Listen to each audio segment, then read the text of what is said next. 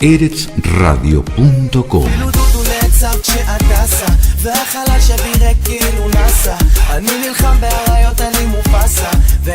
Gen latino, gen israelí. Una mezcla perfecta. Eretz Radio. Desde Rishon LeZion, Israel, transmite las 24 horas por fibra óptica. eretzradio.com.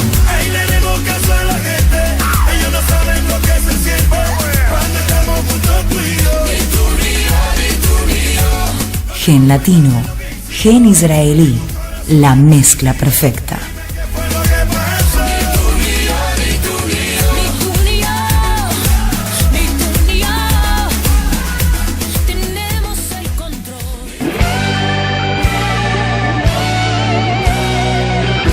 Aquí comienza Cambalache. Que el mundo fue y será una porquería, ya lo sé. En el 506 y en el 2000 también. Que siempre... Un recorrido informativo de Israel y la región, con la conducción de Edgardo Kraviecki y Daniel Minujín. Qué falta de respeto, qué atropello a la razón. Cualquiera es un señor, cualquiera es un ladrón. La participación especial de Sergio Levinsky en Deportes, Alberto Messer en Economía y Fanny Mandelbaum en Mujer y Sociedad. Da lo mismo el que labura, noche y día como un buey. El que vive de los otros, que el que mata, que el que cura, pues está fuera de la ley. El que vive de las minas, que el que afana, que el que cura, pues está... Cambalache. Hola, buen día. ¿Qué tal, Edgardo? ¿Qué tal, Daniel? ¿Cómo estás? Muy bien, ¿y vos? Bien, bien, bien. Siempre aquí atentos desde Cambalache con todo lo que está pasando en la región, en el país, con grandes novedades, en los papeles, vamos a ver qué pasa. Y esto tiene que ver con nuestro tema del día. Uh-huh. Ese es el tema del día, justamente. En el momento que Netanyahu se reúne con Trump y Abu Mazen en la Asamblea de las Naciones Unidas, en los Estados Unidos. ¿Qué pasa con Hamás? Bueno, Hamás está mandando declaraciones que sorprenden completamente, porque todavía pongo en duda que sea lo que vaya a pasar, esto de que van a dejar su gobierno en las sombras, de que van a hacer un llamado a elecciones palestinas, pero vamos a ver qué pasa. A Hamás le llevó un tiempo darse cuenta que por muchas razones para alegrarse no tiene, es decir, que con el gobierno que tomaron en el 2007 también le había llegado la hora de las responsabilidades para con la gente de la Franja de Gaza. Encima, Hamás es responsable por una población aquí en Gaza que está llena de padecimientos, miserias, malas condiciones sanitarias y infraestructura para casi 2,5 millones de personas muy poco preparada. La subida al poder de Hamás hace 10 años, mediante un golpe de Estado interno contra el Fatah, es más bien, diría, una página negra dentro de la historia palestina, Daniel. La calle palestina quedó partida en dos, sin unidad, con la Franja de Gaza bajo el poder de Hamás y la margen occidental bajo al Fatah y la Autoridad Nacional Palestina, lo que se llama la ANP. Uh-huh. No creemos que jamás, vaya hacia el lado que los palestinos de Ramallah esperan, por más que ahora empecemos a escuchar sirenas o cantos de unidad. Por más que desde ayer se hable de esta unidad, que haya estado en la tapa de los diarios, de que dejarían de lado su gobierno en las sombras, que aceptarían ir nuevamente a elecciones, lo remarcamos porque también desconfiamos, porque otras veces pasó y no fue lo que terminó pasando. Ahora, sin embargo, 1 año y medio atrás, de que diera este famoso golpe de Estado en la Franja de Gaza, en las primeras elecciones palestinas jamás había vencido. Es verdad, aunque al Fatah, léase, la OLP, se resistía a aceptar la derrota frente a los islamistas palestinos de Gaza. No sé lo que pasaría ahora si van a ir a elecciones, como empezaron a decir nuevamente. Yo siempre lo pongo en duda porque cada vez que lo dijeron no pasó después de aquella única elección, y vuelve a ganar Hamás, también en la margen occidental. Uh-huh. Porque todo esto empezó después del triunfo de Hamás en aquellas elecciones. Claro. Y los enfrentamientos entre ellos no tardaron en salir a la palestra con luchas a tiros llenos de derramamiento de sangre desde aquel 2007 en que Hamás echó al Fatah de la Franja de Gaza. Aquella fue la primera y única vez que fueron elecciones, lo reiteramos. Por eso, a partir de ahí, a las palabras siempre se las ha llevado el viento y los fusiles como el M16 o el Kalashnikov tomaron el lugar de las urnas dentro de la arena interna palestina. Hamás generó de este modo que los palestinos hayan quedado partidos en dos, totalmente, tanto como pueblo como geográficamente. Y ahora, esto que pasa con Hamás, ¿no? Yo quiero hacer un análisis, pero poniendo a Israel dentro del cuadro. Ok, es una buena pregunta, porque lo que pase en un lado, a la larga, se va a reflejar en el otro, entre los palestinos, pero Israel siempre es un elemento que está presente. Y Israel no tiene una política de qué hacer frente a Hamás o de cómo tratar de influir en algo hacia dónde iría Hamás. Israel no tiene una estrategia frente a Hamás. Y esto creo que hasta hay un consenso entre los analistas dentro del país. Israel ni siquiera intentó forzar su salida cuando tuvo la oportunidad de darle un golpe militar muy fuerte, como fue en la guerra de julio-agosto del 2014, del poder en Gaza. Es decir, los dejó siguiendo en el gobierno y no tuvieron una actitud de sacarlos del gobierno de Gaza. Mejor ejemplo, imposible. Ahora, pero hubo proyectos israelíes, incluso dentro del gobierno de Netanyahu, para tratar de traer a Hamás que entre en razones y converse. Y ¿cómo es eso? La polémica idea del ministro de Transporte del Likud, Israel Katz, dirigir una isla artificial, puede ser uno de estos proyectos, frente a la Franja de Gaza, con un puerto para Hamás. Es el mejor ejemplo, quizá. Algunos como Katz piensan que con este tipo de infraestructuras algo podría cambiar. Es decir, que Israel podría hacer algo. Es decir, no te dije, no hay una estrategia general hacia Hamás, pero hay ideas. Y por eso traigo esto a colación. A que Hamás tuviera esperanza de un futuro, porque hablamos de las miserias, de todo lo que viven ahí, con algo de bienestar económico, porque el puerto generaría muchos puestos de trabajo desde el comienzo. Esta iniciativa cuenta con el apoyo de la mayoría en el gabinete israelí, incluso en el ejército, que no se opone a este megaproyecto. Pero quien sí se opone es el ministro de Defensa, Víctor Lieberman, y también los servicios secretos que automáticamente, cuando ya escucharon esta idea, se opusieron a que se pueda llevar a cabo. Porque el puerto artificial iba a ser financiado por la comunidad internacional a un coste de $50.000 millones, principalmente por Qatar. Otra vez entra Qatar en el asunto, por lo que en estos momentos está más en veremos toda esta cuestión por el asunto de toda la crisis entre Arabia Saudí y Egipto con Qatar, sí, de la cual ya hablamos en programas anteriores. Sí.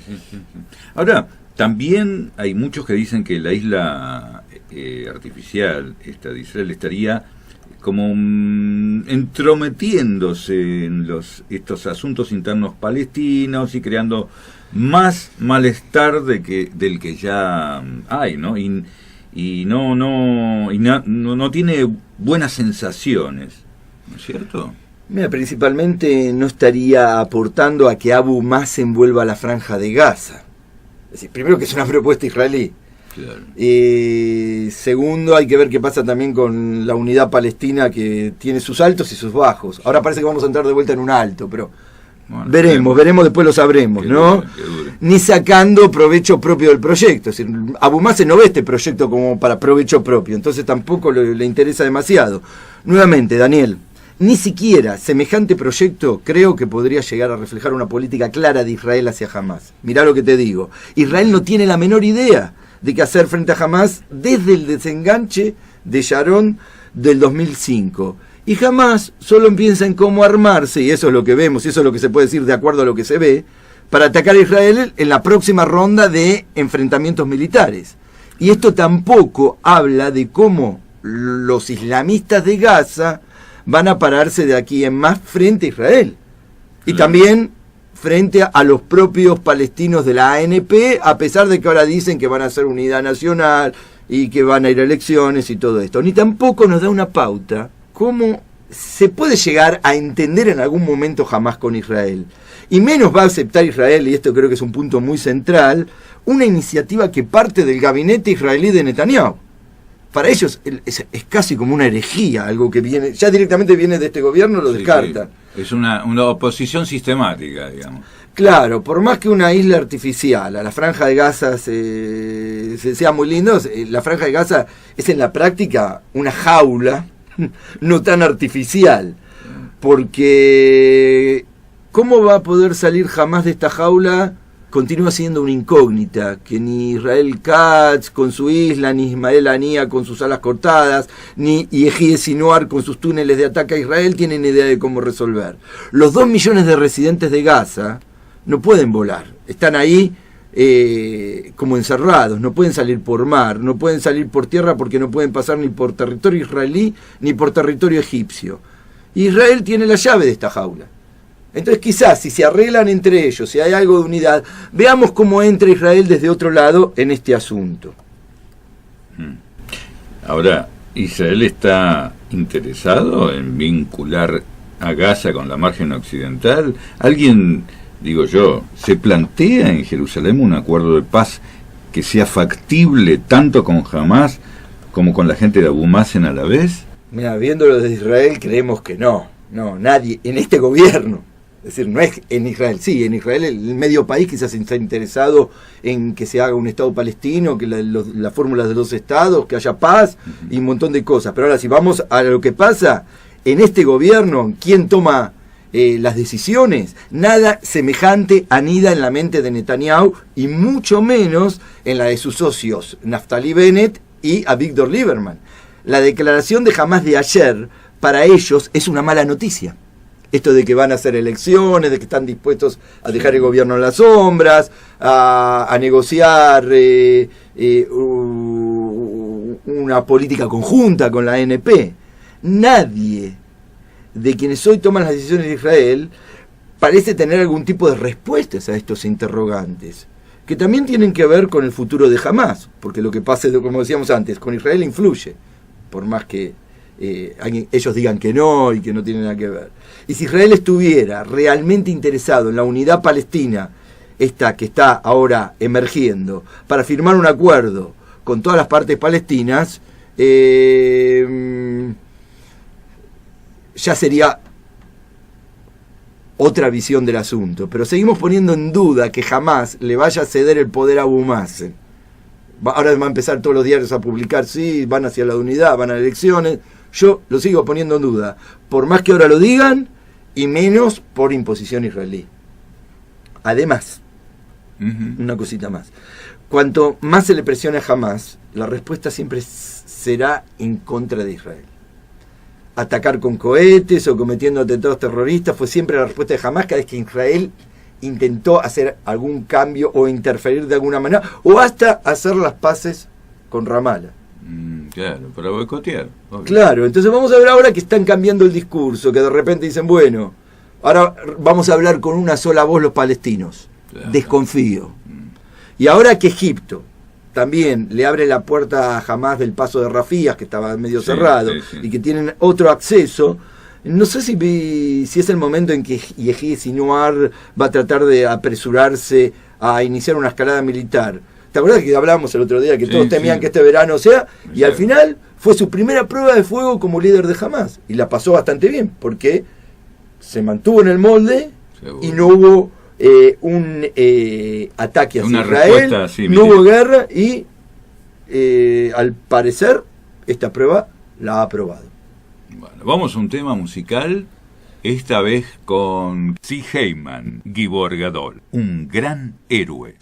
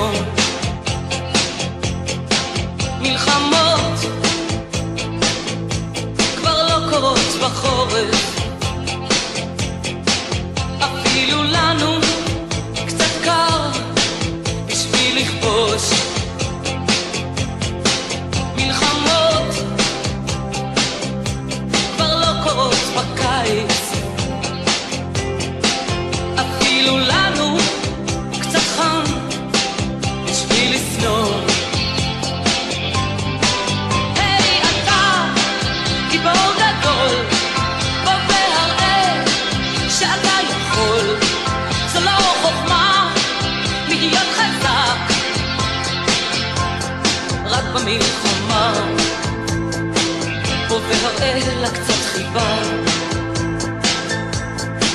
מלחמות כבר לא קורות בקיץ אפילו לנו קצת חם בשביל לכבוש התבנתה לך תגובה ובהראלי שאתה יודע לבחוד היי אתה גיבור גדול בוא והראה שאתה יכול זו לא חוכמה להיות חזק בוא והראה שאתה פוחד היא תדע שאתה אוהב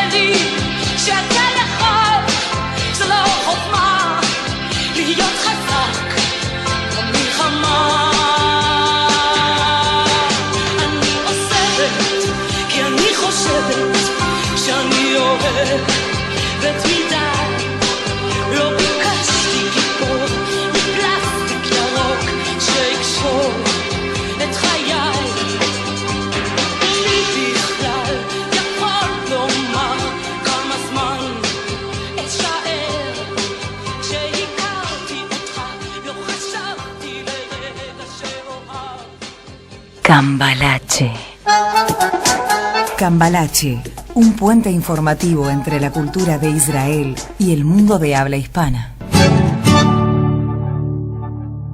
Buenos días, Ana Bejarano en Valdorech, Barcelona, ¿cómo estás? Hola, buenos días, estupendamente. Es un placer. Gracias por llamarme. Es un placer tenerte aquí en Cambalache, en Eretz Radio. Y vamos a contarles a nuestros oyentes que Ana es profesora de la sección de hebreo y arameo del Departamento de Filología Semítica de la Universidad de Barcelona y coordinadora de los seminarios de traducción literaria hebreo-español y de los cursos de lengua hebrea de la Escuela de Traductores de Toledo de la Universidad de Castilla-La Mancha. ¿Es así, Ana? Vale, sí, es así, entre otras cosas. Bueno, lo de la Escuela de Traductores de Toledo ahora está un poco parado porque hubo un cambio de dirección, pero volveremos a ello. Pero así es hasta hace 2 días, sí. Bueno, Ana es un referente de las traducciones del hebreo al idioma español, lo que no es poca cosa. Su investigación se centra en la literatura hebrea moderna, también se ocupa de épocas anteriores como la literatura hebrea medieval en Cataluña o la vocalización bíblica dentro de su trabajo académico, pero nosotros hoy la vamos a entrevistar, te vamos a entrevistar, Ana, como traductora del hebreo al español. Y De acuerdo.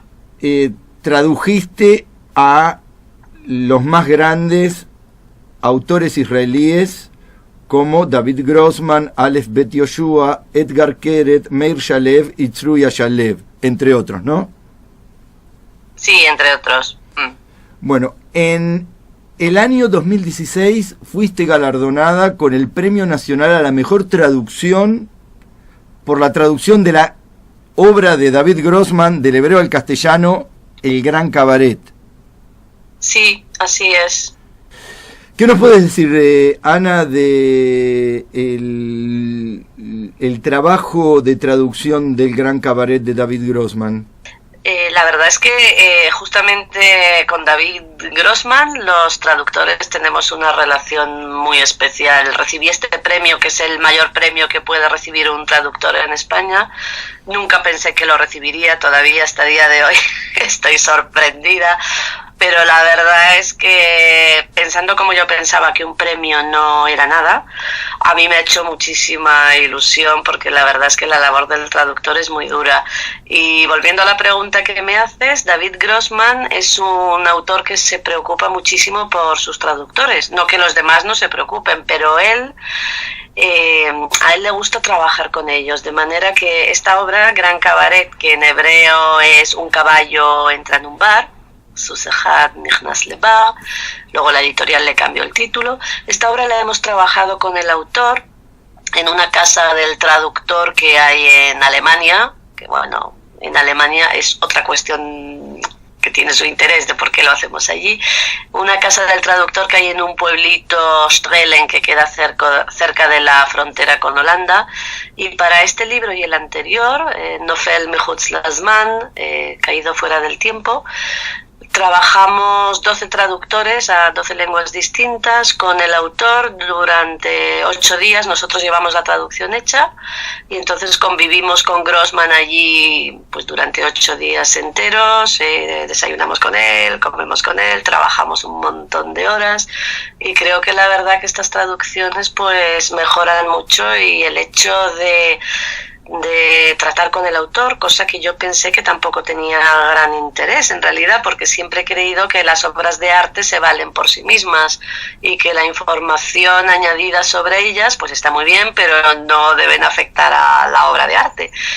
Pero la verdad es que el hecho de trabajar con él y cómo él lee la obra, los comentarios que él hace, pues en realidad yo la traducción que llevé hecha creo que corregí en todas las páginas, en absolutamente todas las páginas tengo correcciones hechas gracias al trabajo que hicimos con él. Así es que, bueno, es algo que es caro, claro.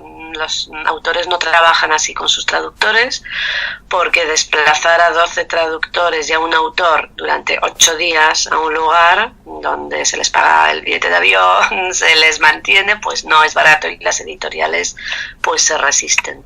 Pero esa es la historia de Gran Cabaret, por la que yo recibí el premio y que bueno, estoy muy contenta.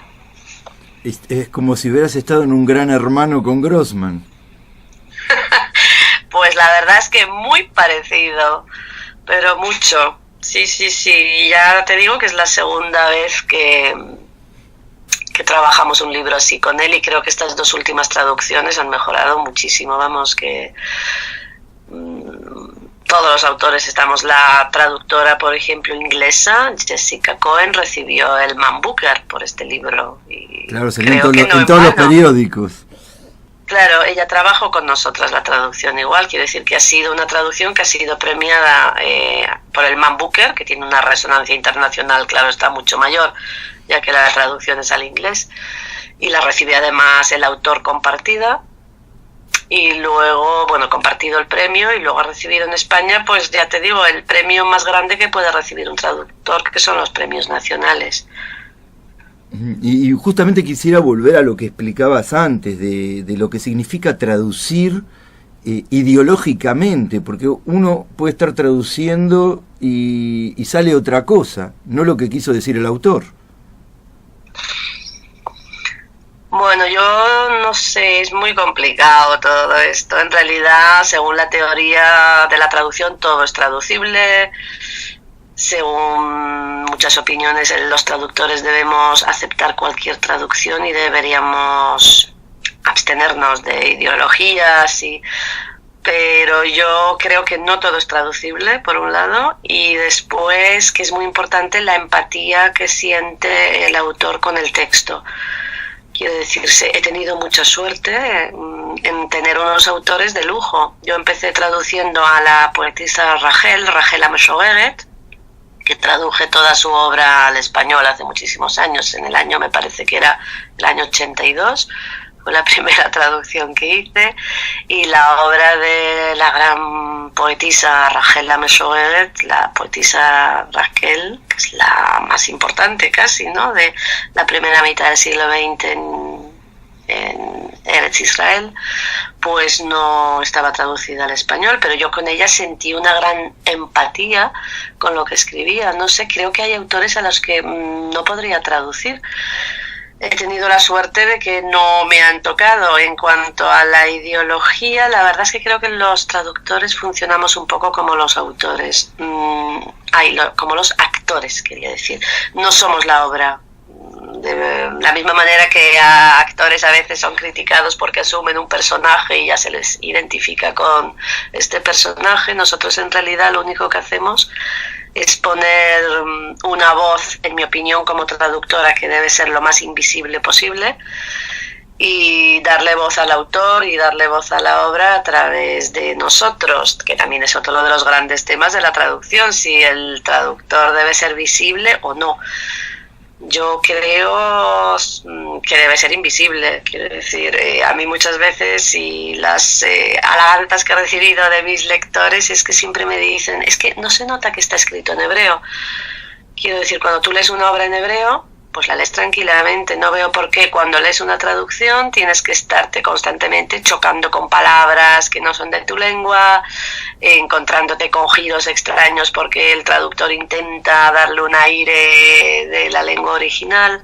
Yo soy partidaria de que cuando un autor lee mis traducciones de los autores israelíes, se olviden completamente de mí, del traductor, y solo estén pues leyendo la obra lo más próximamente posible a la manera en la que un israelí lee la obra original en hebreo. Y esto que me contabas de Grossman, por ejemplo, con autores del mismo nivel como Aleph Bet Yoshua, por ejemplo, ¿lo tuviste también o fue una experiencia totalmente diferente? Con Yoshua, con Aleph Bet Yoshua, tengo una relación muy muy buena de amistad, pero buenísima, y lo tenía también con su mujer que falleció hace un año, pero con el único autor con el que yo trabajo la obra es con Grossman. En realidad, Yoshua en ese aspecto, si le consultas algo, pues él te responde, pero es más, él pertenece más a esta categoría de autores que consideran que su obra va por un lado, y lo que luego suceda con las traducciones, él tampoco puede intervenir demasiado.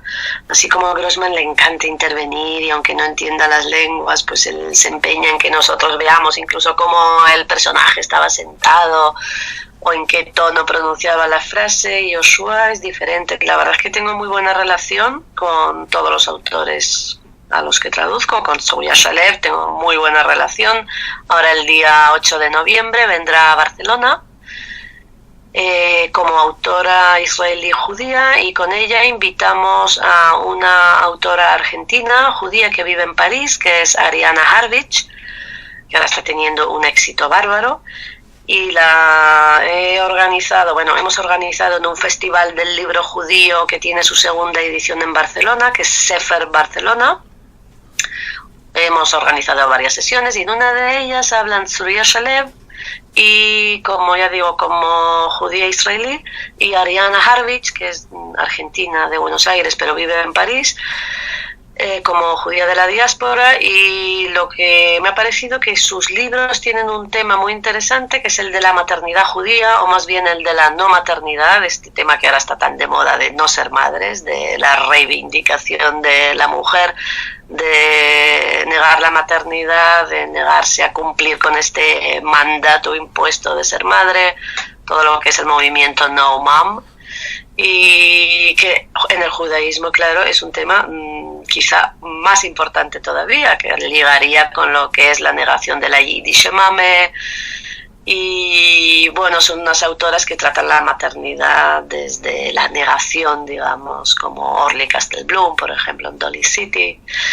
Y bueno, intentamos traer aquí a los autores que sean conocidos en España, y creo que si aportamos un pequeño granito de arena es que estas lenguas minoritarias como son el hebreo y que tienen una literatura tan magnífica, pues tienen una proyección fuera en las lenguas de mayor proyección internacional, como es el español, que es la segunda lengua en lo que es lenguas de comunicación internacional.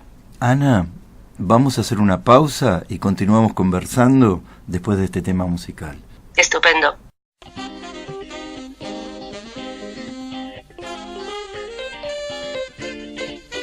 כמו הנביאים הקנאים לשם, הוא קינא לפועל ולתואר ולשם, ובחצות הששית בחלונו היה רושם במילונות תילי תילים, מילים יפות, מילים עפות, מתגלגלות מן הלשון. אליעזר, מתי תשכב לישון אין קומתך אלפיים שחר, והעברית אשר חיכתה 2000 היא תמתין לך עד בוא השחר. אליעזר בן יהודה יהודי מבדח, מילים מילים מילים מילים הוא בדה ממוחו הקודח.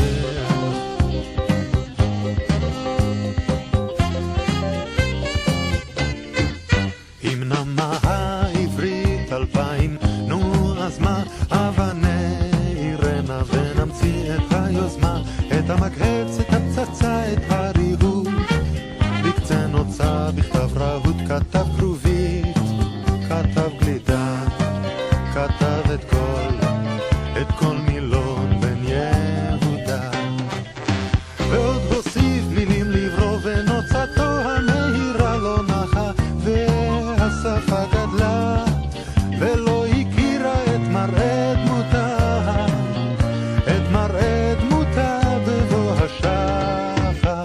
אליעזר בן יהודה יהודי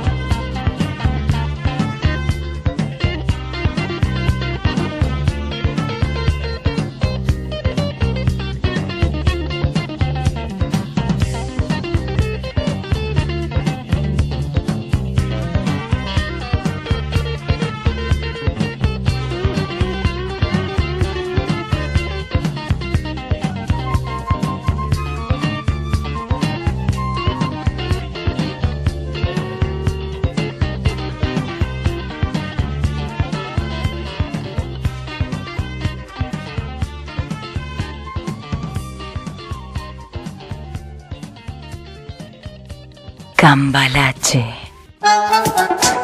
Cambalache, un puente informativo entre la cultura de Israel y el mundo de habla hispana. Continuamos aquí conversando con Ana Bejarano, galardonada el año pasado con el Premio Nacional a la Mejor Traducción del 2016 en España por la traducción de la obra El Gran Cabaret de David Grossman del hebreo al castellano. Ana, antes estabas hablando de las lenguas minoritarias y ¿me podrías explicar un poquito cuál es la diferencia entre las lenguas minoritarias y minorizadas con las grandes lenguas? Sí, la verdad es que es un tema ese que a mí personalmente como filóloga me interesa mucho. Sí, está muy bien esta terminología de la que hablas, porque el hebreo es una lengua minoritaria, se puede decir en teoría, pero yo creo que en realidad el hebreo tiene una presencia abrumadora, por ejemplo en Internet. No, si tú entras en Wikipedia, el hebreo aparece por todos lados. Yo vivo en un lugar como es Cataluña, que en estos momentos pues todo el mundo conoce el proceso en el que nos encontramos de preindependencia, en el que el catalán, que tiene un número similar de hablantes al hebreo, se mueve alrededor de los 10 millones de hablantes como el hebreo, es una lengua minorizada, como tú has dicho, Edgardo, porque es una lengua que ha sido muchas veces aplastada por cuestiones políticas. Bueno, yo ahora quizá en eso no voy a entrar porque es difícil, no es que no me quiera posicionar, pero bueno, todo esto es muy difícil. Pero el hebreo en realidad, siendo una lengua minoritaria, yo no diría que está minorizada. En este aspecto es una lengua que tiene una gran presencia, que sus hablantes son muy fuertes, es la única lengua que tenía 0 hablantes nativos hace 100 años. Sabemos que en 1909 aparece la primera generación de niños en Tel Aviv que tienen el hebreo como primera lengua, a pesar de que Eliezer Ben Yehuda llegó a Palestina en 1881 y empieza la educación hebrea en los colegios. Pero de 1881 a 1909 han pasado casi 30 años para que aparezca una generación de niños para los cuales el hebreo es primera lengua, lo que se llama en sociolingüística primera lengua, no lengua materna, ya que sus madres no eran hablantes de hebreo.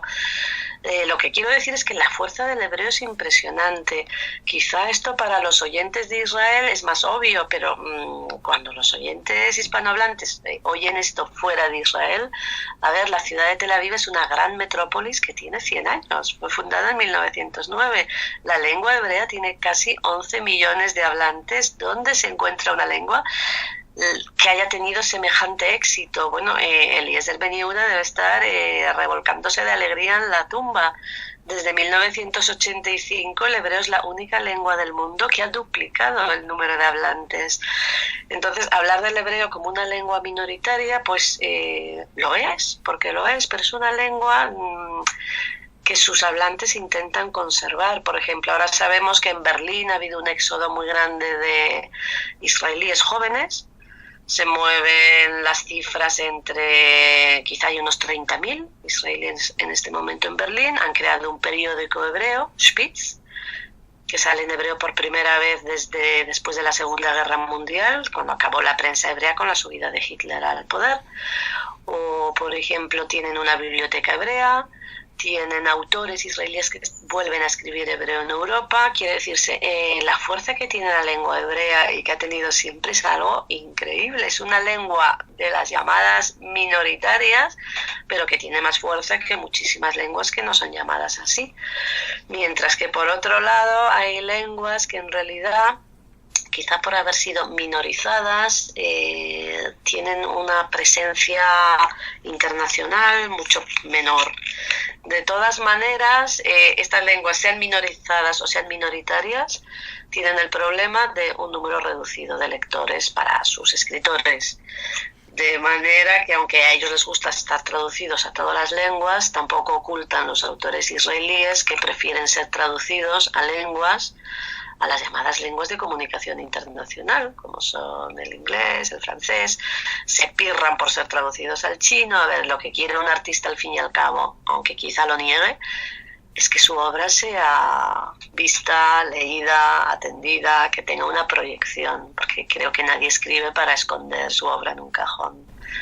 Y Ana, Bueno, no sé, me pregunto, esta fuerza de la que vos hablás del hebreo, ¿no tendrá que ver también por la calidad de los autores como Grossman, Alex Bet Yoshua, Amos Oz, que son muy de peso específico, muy grande dentro de la literatura mundial?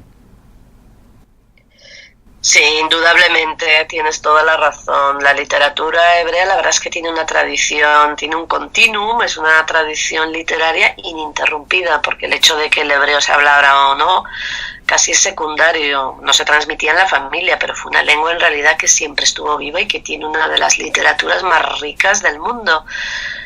Tiene el bestseller mayor del mundo, que es la Biblia, eso para empezar. El hebreo no es cualquier lengua. Después de este bestseller que es la Biblia, bestseller viene el Quijote. O sea que en realidad cuando traducimos del hebreo al español, de español al hebreo, estamos traduciendo en una y otra dirección en las dos lenguas que tienen los dos bestsellers más mayores del mundo. Pero es cierto que la literatura hebrea es que es buenísima, no lo digo yo porque me dedique a eso, sino que si tienen algo los autores israelíes que los caracteriza, son dos cosas, a mi parecer. Que mantienen un diálogo muy fructífero con las fuentes. Yo creo que la literatura hebrea es de las literaturas que lo puedes leer a varios niveles. Puedes leer lo que es la trama, y son unas tramas magníficas, un estilo magnífico, pero lo que tiene de bonito la literatura hebrea es que estos autores que son rabiosamente laicos, por no decir declaradamente ateos, como es el caso de Grossman 1000 veces se ha declarado no agnóstico, ateo. Sin embargo, él tiene una jabruta, él estudia Biblia y textos judíos todas las semanas, y sus obras, incluso las que menos puedan parecer, tienen un diálogo constante con lo que son los textos bíblicos, las oraciones, los textos de otras épocas. Quiero decir, es algo que en traducción tengo que decir que se pierde, porque aunque España tiene una tradición de país católico, la gente en absoluto es religiosa, y la gente que lo es no lee la Biblia, por ejemplo. De manera que muchísimas de las alusiones de Grossman se pierden. La complicidad que tiene un autor israelí con sus lectores hebreos israelíes no es ni de lejos la misma que la que se produce cuando se lee en una lengua extranjera. Una de sus grandes novelas, que fue Isha Borachat mi Bsorah, que aquí se tradujo como La vida entera, son 800 páginas, que es la reescritura de Génesis 22, que es el sacrificio de Isaac.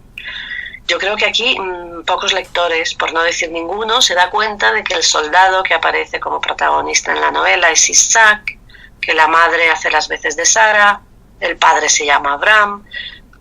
Toda la trama es reescribir la historia de Isaac en 800 páginas, porque Grossman siempre ha sostenido que si Dios le hubiera preguntado a Sara que si le sacrificaba a su hijo, en vez de preguntarle a Abraham, Grossman sostiene que Sara le hubiera dicho no. Y esta es la idea de esta novela. Pero vete tú aquí a preguntarle a alguien que nadie ha leído Génesis 22, la historia de Isaac se conoce. Pero yo creo que el editor podía haber puesto una pequeña nota en su versión española diciendo: léase esta novela a la luz de Génesis 22, de manera que el lector español que quiera, o de Hispanoamérica, pues va a Génesis 22, lee este pequeño capítulo bíblico y se le ilumina toda la obra de esta novela de Grossman. Eso es, por un lado, uno de los puntos que yo quería resaltar de lo que es la literatura hebrea actual, este diálogo con las fuentes. Y luego, por otro lado, yo creo que son unos maestros de la originalidad. Son autores que nunca se copian a sí mismos. Yo creo que hay autores buenísimos de otras literaturas que enseguida tú ves que son ellos, porque reelaboran muchas veces el mismo tema o te da la sensación de que se copian a sí mismos. Las obras de Grossman son originalísimas todas. Es que siempre que sale una nueva obra de Grossman te preguntas, ¿qué se le habrá ocurrido ahora? Porque es que no se parecen en nada, tienen una imaginación desbordada y una capacidad para no hacer versiones de sí mismos. Yo creo que, entre otras cuestiones, yo resaltaría estos dos puntos de la literatura hebrea, que es una literatura buenísima. En Estados Unidos, creo, según Robert Alter, que él sostiene que es la segunda literatura más leída después de la literatura hispanoamericana. Al inglés se traduce muy poco, en realidad. Creo que solamente un 20%, bueno, no quiero decir barbaridades, pero hay muy pocas traducciones que se hagan al inglés. Se traduce mucho de literatura hispanoamericana y después se traduce mucha literatura hebrea. El gran poeta israelí Yehuda Mihai siempre cuenta que, yendo en el metro de Nueva York, en una de las estaciones vi unos versos suyos escritos en graffiti en inglés y que se emocionó porque dijo, a ver, en el metro de Nueva York yo me encuentro aquí unos versos míos traducidos al inglés. Pues esta proyección yo creo que es la labor, que quiero decir que la vida de los traductores merece la pena solo por eso, ¿no? Por servir de puente, que Yehuda Mihai, que escribió esto en Jerusalén, lo pueda leer un pasajero que viaja una mañana en el metro de Nueva York. Ana, una pregunta última. Me hubiera encantado tenerte 3, 4, 5 horas aquí, pero los tiempos en radio son tiranos.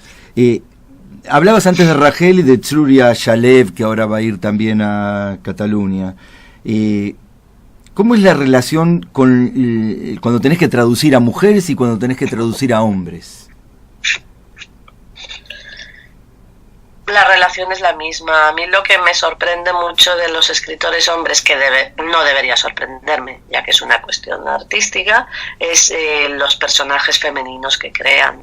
Volviendo a Grossman, el personaje de Ora, que crea en La vida entera, bueno, es una obra maestra. Él mismo lo dice, es que no sé ni cómo pude escribir esto. Hay un momento en que la madre, que es Ora, está recordando cuando tenía el bebé, pues bueno, ya tiene 2 hijos, y ahí describe cómo la amamanta. Y claro, las mujeres, cuando hemos leído eso, hemos dicho, pero ¿cómo puede Grossman saber lo que se siente cuando se amamanta a un niño? Es uno de los pasajes que él suele leer, pero es impresionante cómo, la verdad, el artista se disfraza y asume el papel de cualquiera. La verdad es que no veo gran diferencia. Quizás Tzruria Shalev sí que es una autora que gusta mucho a las mujeres, eso es algo, a las lectoras. Los hombres han entrado más a remolque y quizá ahí sí que intervendría algo de lo que tú propones, de que pueda haber un acercamiento diferente como lector y como traductor, que el traductor no deja de ser un lector privilegiado. Pero en mi caso yo creo que no, que afronto las escrituras por igual y sí que me sorprende, pero ya te digo que no debería sorprenderme, porque entonces debería sorprenderme también que las mujeres creen personajes masculinos increíbles. Pero no sé por qué siempre se tiende a valorar estos personajes femeninos tan fantásticos que son creados por los hombres. Ana Bejarano, profesora de la sección de hebreo y arameo de la Universidad de Barcelona y que ha publicado versiones de más de 50 obras de la literatura hebrea contemporánea traducidas directamente del hebreo al español. Has estado hoy aquí con nosotros y te agradecemos muchísimo aquí desde Cambalache. Muchísimas gracias, al contrario, la agradecida estoy yo. He escuchado vuestros primeros programas y la verdad que es un honor para mí estar en Cambalache. Muchísimas gracias. Gracias a vos, Ana. Un abrazo muy grande desde Rishon LeZion. Adiós, un abrazo desde Barcelona. Cambalache, un puente informativo entre la cultura de Israel y el mundo de habla hispana. Que el mundo fue y será una porquería, ya lo sé.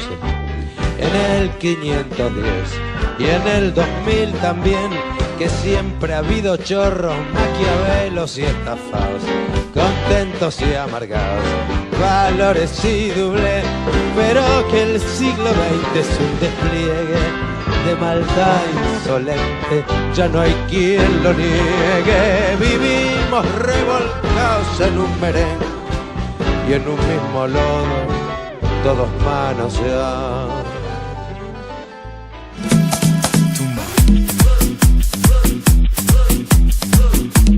Eretzradio.com. Una mordidita, una mordidita, una mordidita. Eretz radio.com. الليلة أني بعت متختمين لخسين تبعت شيل نسوين. Gen Latino. Dime si tú quieres andar conmigo. No tiene caso que sea tu amigo. Y si no quieres solo dame un rato, baby, pero sin ningún contrato. Y dime si tú quieres. Gen Israelí. אמרו שראו אותך באיזו מסיבה בחיפה בשעות הקטנות של הלילה Una mezcla perfecta. שאת כבר שלו.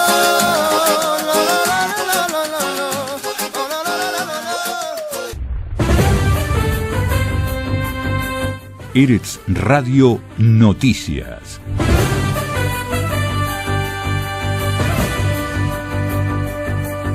Todo el tiempo informando en tu idioma.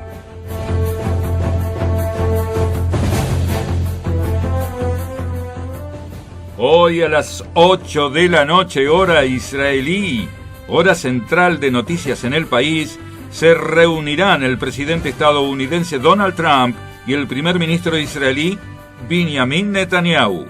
En su visita a México, Netanyahu habló de los acuerdos económicos bilaterales, pero se negó a referirse a los asuntos candentes en Israel. Irak amenaza a los kurdos, que declararán su independencia la semana próxima. Si es preciso, utilizaremos al ejército. Decenas de habitantes del sur de Tel Aviv se manifestaron el sábado por la noche frente a la casa de la presidenta de la Corte Suprema de Justicia. Le reducen la pena por espionaje a favor de Qatar a Mursi, expresidente de Egipto, durante el gobierno de los hermanos musulmanes.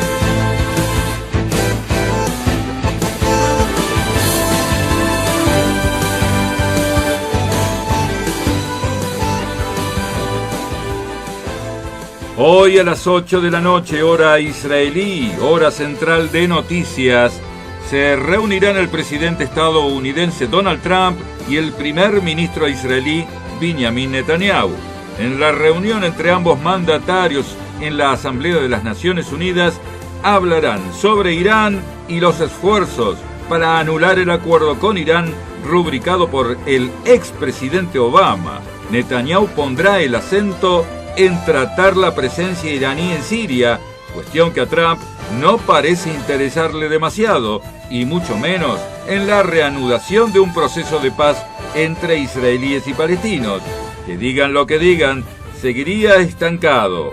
También Trump deberá decidir de aquí a un mes si cumple con su promesa de campaña de dejar sin efecto el acuerdo con Irán o si la compleja realidad dejará todo como está.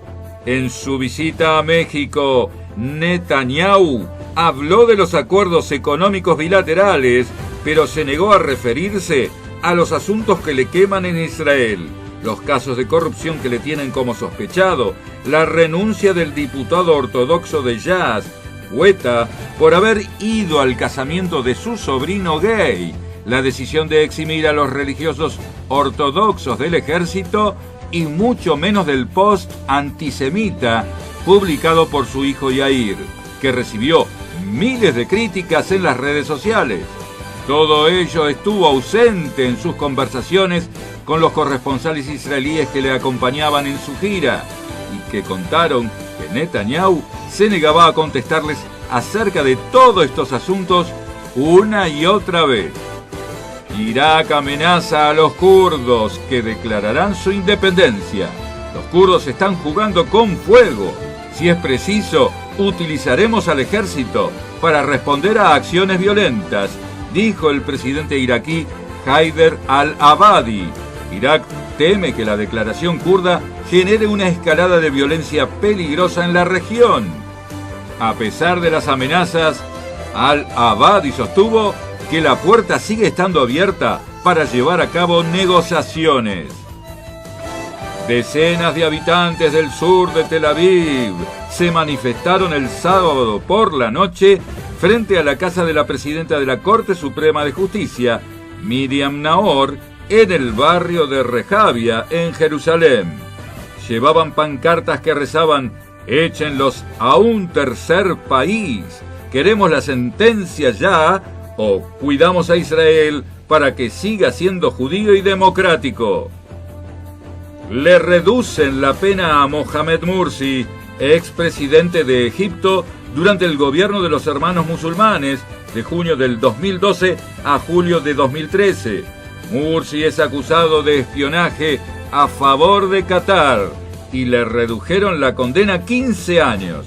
De los 40 años de prisión iniciales, ahora debe cumplir solamente 25 años entre rejas.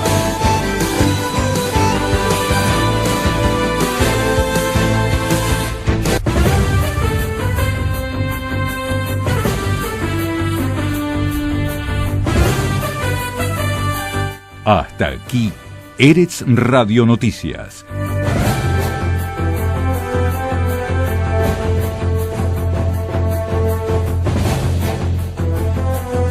Todo el tiempo informando en tu idioma.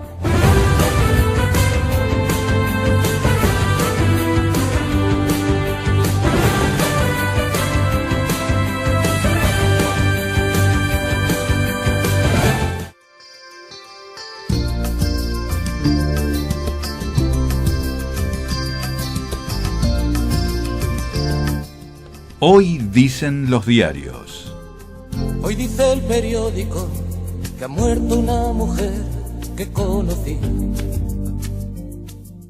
Principal de tapa en estos momentos nos dice un raro testimonio de felicidad momentos antes del asesinato de Oron Yarden cuando tenía 7 años. Y cuentan que Tzvi Gur, el asesino del niño Oron Yarden, espera ser puesto en libertad el miércoles después de 37 años de prisión. En la documentación de la cámara de 8 milímetros que llegó a Ynet, el portal de Yediot Aharonot, se ve al niño jugando en el patio con sus amigos en Savión, un año antes de que se ahogara ahorcado, de que le ahogaran ahorcado hasta morir. Otro titular de tapa, que fue el titular desde ayer a la tarde, testigos presenciales en Jerusalén, los policías estaban enceguecidos, con sadismo. Los ortodoxos de Jerusalén sufrieron la violencia policial, la cual fue documentada en la manifestación de la calle Sarei Israel. Nunca vi tanta crueldad, ha contado Moshik del barrio de Mea Shearim. Otro testigo sostuvo: la policía ha golpeado sin piedad. Otro titular: cielo rojo a lo largo de Israel. Y otro titular: los chicos le sacaron una primicia a Merkel. Una semana antes de las elecciones en Alemania, un niño le ha sacado una primicia a Angela Merkel, después de preguntarle, entre otras cosas, cuál es tu sueño, cuál fue el momento más importante de tu vida. Entonces ella contestó a todas estas preguntas: el animal favorito de Angela Merkel es el erizo, y que su comida favorita es la sopa de pollo y los espagueti. Y la primicia que le sacó el chico es que su sueño es ser astronauta por un día. Israel Hayom nos cuenta fíjense la diferencia que hay en la elección de titulares entre un diario y otro. Y Yediot Aharonot, Ynet, ni siquiera lo pone a Netanyahu, que va a reunirse hoy con Trump en las Naciones Unidas. Y es el titular principal de Israel Hayom, que dice: en el foco de la cumbre, Irán. Hasta el último minuto, titula Israel Hayom, se espera que el primer ministro y sus colaboradores se preparen para una reunión con el presidente Trump que se celebrará esta noche de Israel a las 20 horas en el Centro de Convenciones de la ONU, y su discurso en las Naciones Unidas será mañana. La oposición a las reformas del acuerdo nuclear con Irán y los conservadores decepcionados con el acuerdo con Obama. Esto es el titular de Internet de Israel Hayom, y en el titular de tapa hay una entrevista a Donald Trump, el presidente norteamericano, que dice: la relación con Israel es como si fuéramos de la misma familia. ¿Qué tal, Daniel? ¿Cómo estás? ¿Qué tal? Buen día a todos. Espero que les haya gustado el programa de hoy.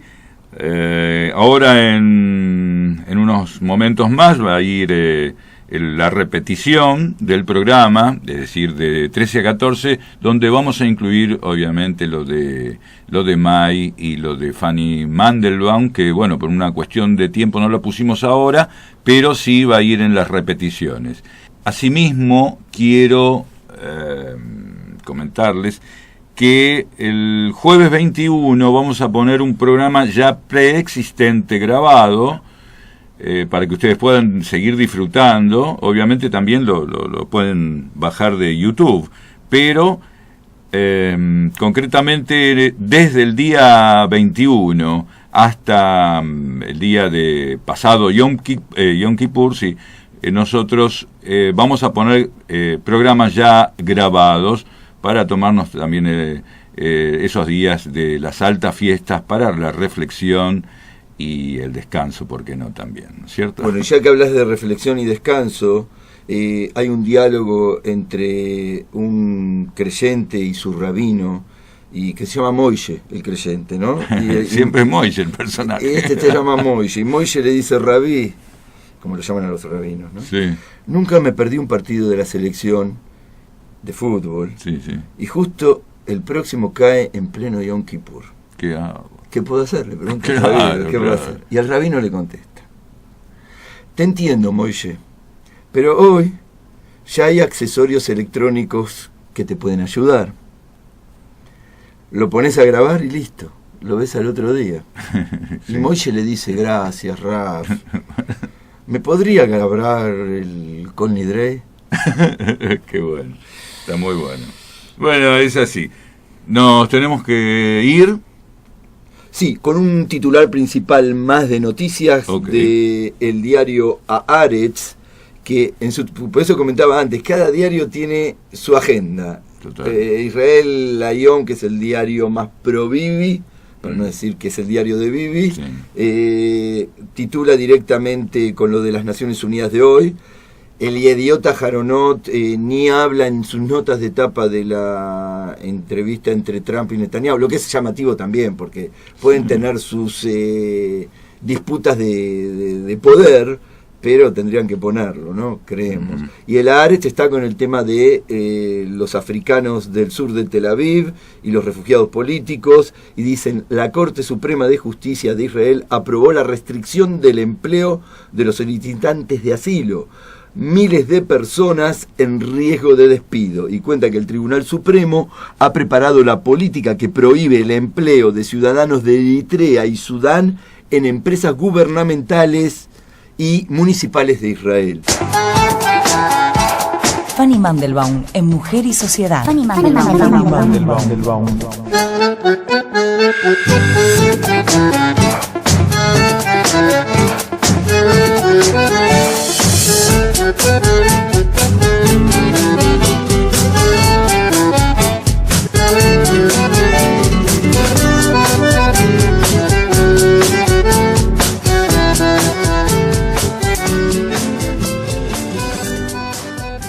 Shalom, Boker Tov, qué placer volver a estar nuevamente con ustedes. Yo hoy les quería contar todo lo que hizo Netanyahu cuando estuvo acá en Buenos Aires, pero salió una noticia de último momento, que seguro que ya la tienen ustedes, pero me pareció que era lo más importante para decir en el día de hoy. La pericia de la Gendarmería determinó que Alberto Nisman fue asesinado a sangre fría. 28 especialistas de la fuerza llegaron a esa conclusión terminante. El fiscal fue asesinado de un tiro en la cabeza por profesionales que limpiaron el escenario para simular un suicidio. Debemos recordar que un día después de la muerte, no del suicidio, de la muerte de Alberto Nisman, la presidenta de aquel entonces salió a hablar por televisión, por cadena nacional, para hablar de un suicidio. Estás escuchando Cambalache por eretzradio.com. Cambalache, un puente informativo entre la cultura de Israel y el mundo de habla hispana. Que el mundo fue y será una porquería, ya lo sé. en el 510 y en el 2000 también, que siempre ha habido chorros, maquiavelos y estafados, contentos y amargados, valores y doble, pero que el siglo XX es un despliegue de maldad insolente, ya no hay quien lo niegue. Vivimos revolcados en un merengue y en un mismo lodo, todos manoseados. Hola May de Enlace Judía ahí en México, ¿qué tal? Muy buenos días acá. Hola Cambalache, me da mucho gusto saludarlo. Bueno, y contame, a ver, la visita de Benjamín Netanyahu, ¿cómo estuvo eso? La verdad que él llegó en la víspera del Día de la Independencia. No sé si tuvo que ver, probablemente no tuvo mucho que ver con nuestra independencia como con lo de la Asamblea General de las Naciones Unidas. Sin embargo, yo siento que su visita marca un antes y un después, porque, bueno, primero porque es histórica, es la primera vez que un primer ministro en funciones visita México, y luego por los alcances que tuvo mucho con el gobierno, porque se encontró con el presidente de la República, con el cual se ve que tienen una buena relación. El presidente de la República habló muy bien de él, pero aparte habló muy bien de la comunidad judía de México, con la cual sabemos que siempre ha tenido una buena relación. La comunidad judía de México ha salido a relucir en varios de los discursos. Y también el embajador, cuando fue al Centro Deportivo Israelita, cuando Netanyahu fue al Centro Deportivo Israelita, se expresó muy bien de la comunidad judía. Dijo que no hay en Israel un hospital, un Bet Hayal, una universidad donde haya una contribución de la comunidad judía de México, y le agradeció muchísimo su amistad. Qué bueno, qué bueno. Así que quiere decir que vos ves que las expectativas del viaje, digamos, de la comitiva de Israel fueron satisfechas, ¿no es cierto? Y tanto de la parte de México también. Sí, yo sentí al primer ministro en el evento de la comunidad muy conmovido de la recepción. Dijo: yo los quiero, yo los amo. Le tocó en un lugar bastante emblemático, en el Centro Deportivo Israelita está un salón que se llama el Salón Mural, donde hay un mural precisamente de la historia del pueblo judío, y la verdad que es muy ocurrente, y hizo dones de su talento que tiene para la oratoria, porque empezó a hablar del mural y empezó con Abraham, Moisés, y luego se pasó a Herzl, que llamó el segundo Moisés, y empezó a platicar cómo el pueblo judío empezó a perder varios de sus privilegios hasta que finalmente perdió su tierra y se convirtió en el judío errante. Pero fue Herzl, el nuevo Moisés, el que volvió a llevar a los judíos a tierra prometida, y él decía que cuando a veces iba a la fortaleza de Masada, él no podía dejar de pensar en cómo el pueblo judío había vuelto, y decía: hemos vuelto. Y eso, la verdad, conmovió muchísimo a la gente de la comunidad. Bueno, May, te agradezco muchísimo. Saludos a toda la gente allá de México y del equipo, el staff de Enlace Judío. Y desde acá, desde nuestra emisora de Eretz Radio, les mandamos también un Shana Tova Umetuká, un año nuevo judío que sea excelente y, bueno, 10 veces mejor que el que pasó, y así sucesivamente. Así que, bueno, te agradecemos tu informe como corresponsal nuestra allá en México y en contacto permanente, ¿te parece? Claro que sí, Shana Tova, y muchas felicidades por este esfuerzo que están haciendo, por estos programas tan extraordinarios que están sacando. Felicidades a Cambalache, muchas felicidades Susana Tobar. Bueno, muchas gracias. Nos vemos, un beso grande. Cambalache, un puente informativo entre la cultura de Israel y el mundo de habla hispana. Que el mundo fue y será una porquería, ya lo sé.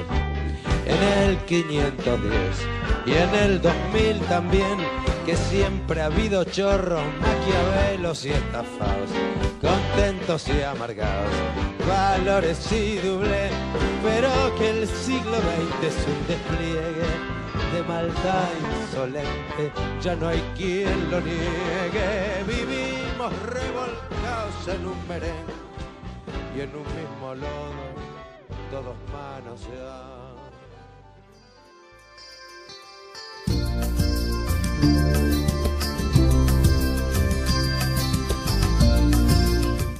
Hasta aquí fue Hoy Dicen los Diarios.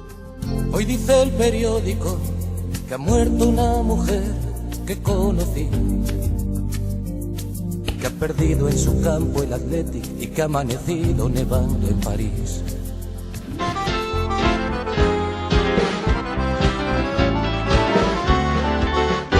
Esto ha sido todo por hoy. Que el mundo fue y será una porquería, ya lo sé. Mañana, de 7 a 8, Y en el 2000 también, que siempre nos volveremos a encontrar maquiavelos y estafados, en Cambalache por eresradio.com. pero que el siglo XX es un despliegue de maldad insolente, ya no hay quien lo niegue. Vivimos revolcados en un merengue y en un mismo lodo, todos manoseados. Cambalache.